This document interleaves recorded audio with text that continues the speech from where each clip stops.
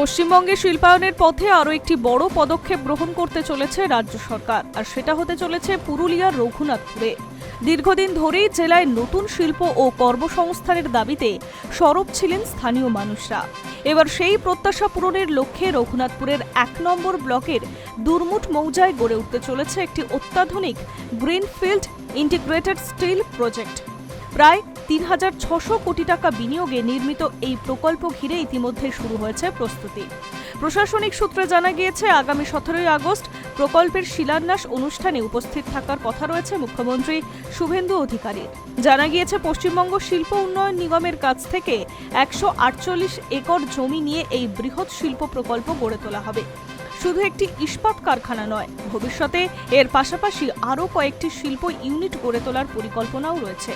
ফলে শিল্পের পরিধি আরও বাড়বে এবং অর্থনৈতিক কর্মকাণ্ডে নতুন গতি আসবে বলে মনে করছে সংশ্লিষ্ট মহল। প্রকল্পকে কেন্দ্র করে ইতিমধ্যে এলাকায় গণশুনানির আয়োজন করা হয়েছে। সেখানে স্থানীয় বাসিন্দাদের সামনে প্রকল্পের বিভিন্ন দিক তুলে ধরা হয়েছে।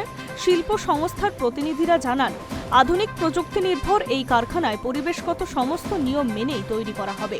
পরিবেশ রক্ষা ও আইনগত বিধিনিষেধ মেনে প্রকল্প বাস্তবায়নের আশ্বাসও দেওয়া হয়েছে। সবচেয়ে গুরুত্বপূর্ণ বিষয় হল কর্মসংস্থান। শিল্প সংস্থার দাবি, প্রকল্পটি সম্পূর্ণভাবে চালু হলে সরাসরি ও পরোক্ষভাবে প্রায় ১,৬০০ জন মানুষ কর্মসংস্থানের সুযোগ পাবে। স্থানীয় যুবক যুবতীদের মধ্যে একটি বড় সুযোগ হয়ে উঠতে পারে বলে মনে করা হচ্ছে। বহু মানুষকে কাজের সন্ধানে ভিন্ন রাজ্যে পাড়ি দিতে হয়। এই প্রকল্প বাস্তবায়িত হলে সেই প্রবণতা অনেকটাই কমে যাবে বলে আশা করছে এলাকার বাসিন্দারা। মুখ্যমন্ত্রীর সফরের আগে প্রকল্প এলাকায় জমি সমতল করার কাজ ইতিমধ্যে শুরু হয়ে গিয়েছে। মঙ্গলবার প্রকল্প এলাকায় গিয়ে কাজের অগ্রগতি পরিদর্শন করেন রঘুনাথপুরের বিধায়ক মাননী বাউরি। তিনি জানান, শিল্পায়নের মাধ্যমে এলাকায় অর্থনৈতিক উন্নয়ন ঘটবে এবং স্থানীয়দের জন্য কর্মসংস্থানের নতুন দিগন্ত খুলে যাবে। বিধায়ক বলেন, এই কারখানা চালু হলে এলাকার বহু ছেলে মেয়ে নিজেদের এলাকাতেই কাজের সুযোগ পাবে। কর্মসংস্থানের জন্য অন্য রাজ্যে যেতে হবে না।